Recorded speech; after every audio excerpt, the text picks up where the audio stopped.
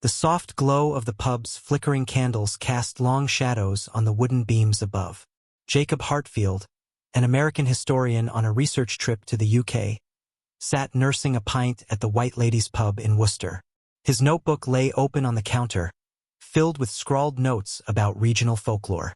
He loved stories like these, old tales steeped in superstition, blending myth and reality. And this pub had a legend that fascinated him. The White Lady of Church Worstead. The bartender, a wiry man with gray sideburns and an accent as thick as the frothy ale, leaned against the counter. "You've heard about the White Lady then, haven't you?" he asked, polishing a glass. Jacob nodded. "Yeah. Says here," he gestured to his notebook, "that she appears every Christmas Eve and curses anyone who sees her. The story's in your plaque over there." The bartender chuckled. And not just the plaque. Plenty o' folks say she's real. Not all of them survive to tell the tale." Jacob raised an eyebrow. "But people think she's friendly?" "Aye, some do. Those who don't see her face. They say she helps lost souls find their way. But if you look her in the eyes, well, you'll be the next to meet your maker." The bartender's tone darkened, and Jacob couldn't tell if it was part of the act or genuine fear. Jacob leaned back, skeptical. "Sounds like a load of nonsense if you ask me. Just another ghost story to scare the tourists." The bartender smirked. "Is it, though? Why don't you go to Church Worstead and find out for yourself?" The challenge lingered in the air, and Jacob felt an odd thrill. As a historian, he prided himself on digging beneath the surface of folklore to uncover the truth. A haunted church and a spectral White Lady? He'd investigate it. He'd prove it wrong. "Why not?" Jacob said with a grin. "I'll check it out.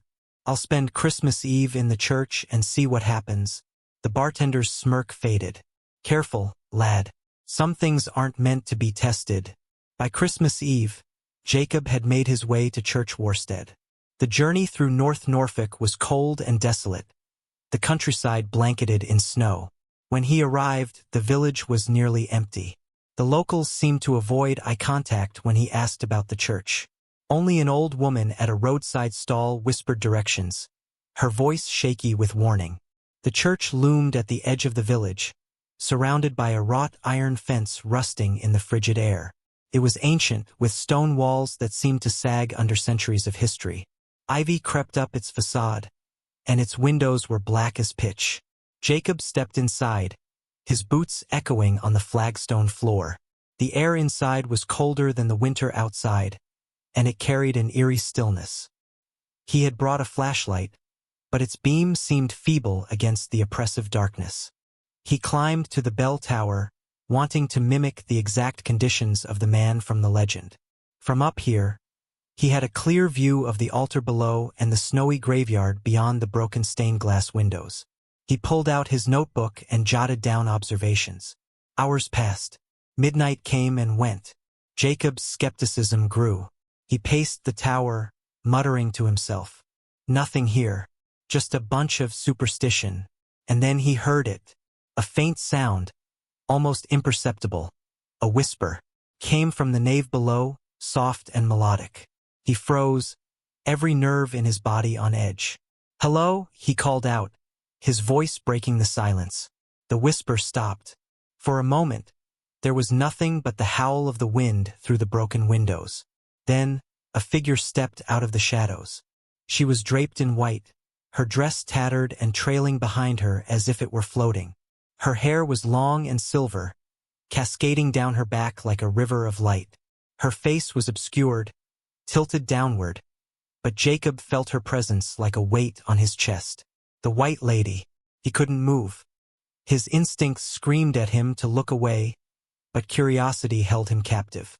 Slowly, she lifted her head. Her eyes were not human. They glowed like embers, burning with an intensity that pierced straight through Jacob's soul. In that moment, he understood the stories. It wasn't her beauty or her ghostly presence that cursed people. It was her eyes. They held something ancient, something malevolent, and something unbearably sad. Jacob's breath hitched.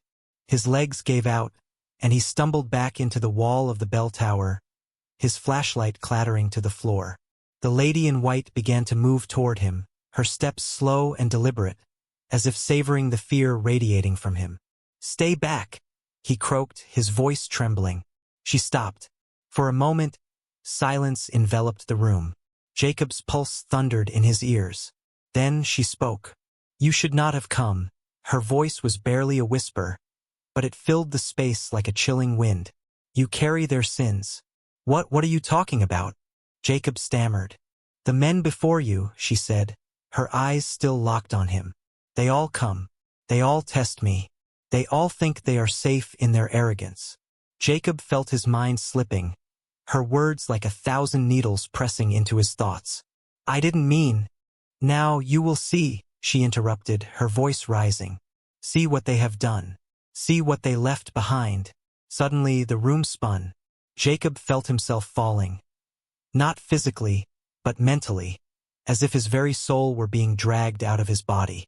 When Jacob opened his eyes, he was no longer in the church. He stood in a field bathed in moonlight. The air smelled of blood and fire. Around him, shadows moved, figures of men and women crying out in anguish. He realized with horror that he was witnessing something from the past. The White Lady's past. A mob of villagers surged forward, torches blazing, their faces twisted with rage. At the center of the chaos was a woman in white. She was screaming, pleading for mercy as the villagers dragged her toward a crude wooden stake. They called her a witch, accusing her of cursing their crops, poisoning their wells, and luring their men to sin. Jacob tried to move, to intervene, but he was frozen in place, forced to watch as they bound her to the stake and set it alight. Her screams pierced the night, echoing in his ears long after her body was consumed by the flames. The vision shifted, and he saw her again, standing in the ruins of the church. Her once beautiful face was twisted with grief and fury. Her eyes burned with an otherworldly light, the same eyes that had pierced his soul. "They did this to me," her voice echoed in his mind. "And now I am their keeper, their punishment, their curse." Jacob awoke on the cold floor of the bell tower, his body trembling. The White Lady was gone, but her presence lingered like a shadow over his mind. He stumbled to his feet and fled the church, the sound of her whispered warning ringing in his ears. "Leave this place. Do not look back." He returned to the White Lady's pub, his face pale and his hands shaking. The bartender took one look at him and sighed. "You saw her, didn't you?" Jacob nodded, unable to speak. "You're lucky to be alive," the bartender said. "Most don't make it out after seeing her." Jacob didn't feel lucky. In the weeks that followed, he became obsessed with the White Lady. He pored over old texts and historical records, trying to piece together her story. He learned that the church had been built over the site of her execution, and her spirit had haunted it ever since. But the more he uncovered, the more he realized the truth. The curse wasn't just hers. It was his. He had seen her eyes, and they would haunt him forever. And on the next Christmas Eve, when the clock struck midnight, Jacob disappeared. They found his body days later, in the bell tower of Church Worstead, his face frozen in a mask of terror.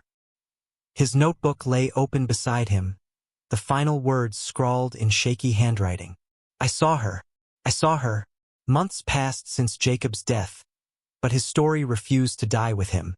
The tale of the historian who had dared to confront the White Lady made its way through the countryside, whispered in pubs and around kitchen tables. Church Worstead, once a forgotten relic of the past, became the focal point of a chilling legend.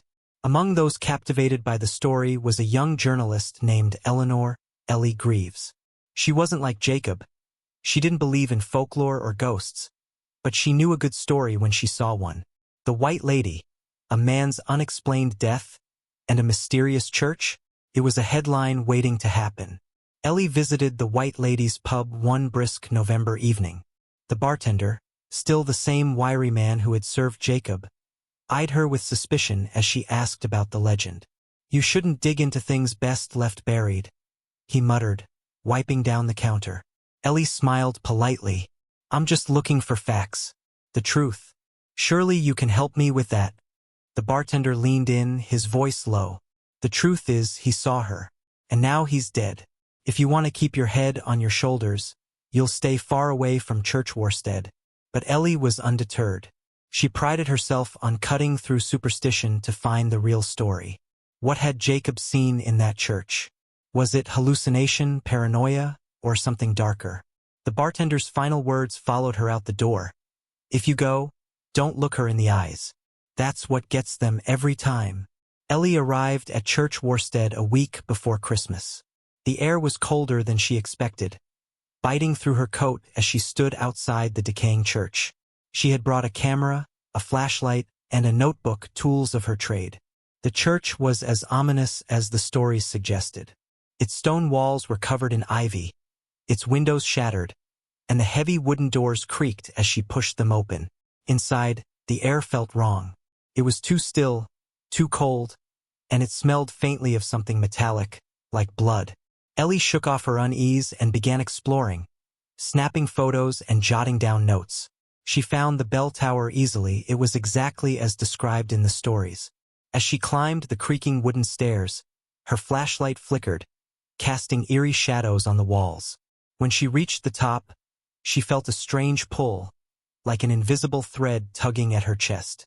She stood where Jacob had stood, looking down at the altar below. The church seemed to hum with energy, a low vibration she could feel in her bones. And then, she heard it, a whisper. Leave. Ellie spun around, her flashlight shaking in her hand. Hello, she called out, her voice echoing in the empty space. The whisper came again, louder this time. Leave. Her pulse quickened, but she refused to back down. I'm not afraid of you, she shouted into the darkness. The whisper turned into a low, chilling laugh. And then she saw her. The white lady stepped out of the shadows, her tattered dress flowing as if caught in a breeze that wasn't there. Her face was obscured by her long silver hair, but Ellie could feel the weight of her gaze, heavy and oppressive. Who are you? Ellie demanded, her voice trembling. What do you want? The white lady didn't answer. She simply raised a hand and pointed at Ellie's notebook.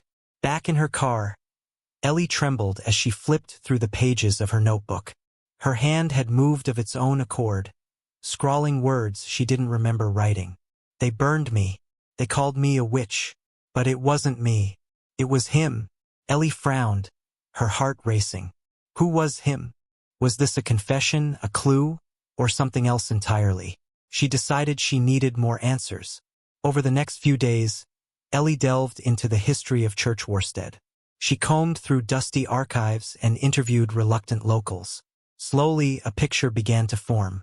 The White Lady, once a real woman named Eleanor Havisham, a coincidence that sent a shiver down Ellie's spine, had lived in the village centuries ago. She was a midwife and healer, known for her beauty and kindness. But when a wealthy landowner's wife died in childbirth, he blamed Eleanor, accusing her of witchcraft. The village turned on her. They dragged her to the church, tied her to a stake, and burned her alive. But her final words, recorded in an old trial transcript, hinted at something deeper. You'll never escape me, she had screamed at the landowner. Your sins will live on, and I will find you. Ellie felt a chill as she read those words. Was the White Lady not seeking vengeance against the villagers, but against this man's descendants? And if so, who were they? Ellie's investigation led her to a startling realization. Jacob Hartfield had unwittingly carried the curse of the landowner. His family tree, traced back through old documents, connected him directly to the man who had condemned Eleanor to death. But Jacob wasn't the only one. Ellie discovered that several unexplained deaths in the area over the centuries had a common thread.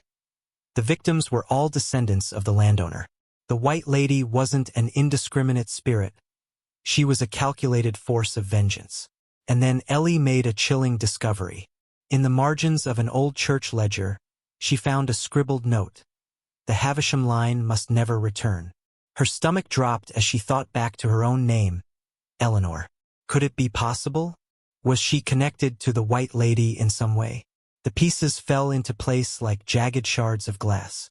The White Lady wasn't just a ghost seeking vengeance. She was looking for justice, and she believed Ellie was the key. On Christmas Eve, Ellie returned to the church. She didn't know what she intended to do, only that she couldn't run from this. If the White Lady wanted her, she would face her. The church was eerily silent when Ellie stepped inside, her footsteps echoing on the stone floor. She made her way to the altar, clutching her notebook like a shield. "I'm here," she said, her voice trembling. "Show yourself."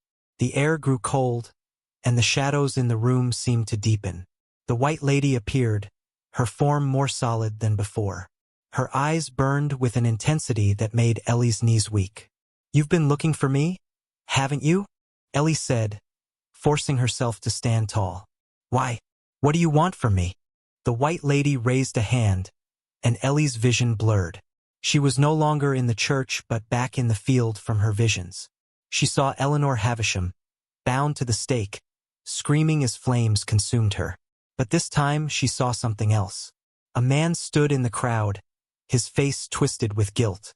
He was the landowner, but his features were eerily familiar. Ellie realized with horror that he looked just like her father. The vision shifted again, and Ellie was back in the church. The White Lady was inches from her now, her eyes boring into Ellie's soul. "I didn't do this," Ellie whispered, tears streaming down her face. "I'm not him." The White Lady tilted her head, her expression softening for the first time. "You carry his blood," she said, her voice a mournful whisper. "But you also carry the power to end this." Ellie didn't understand, but she nodded.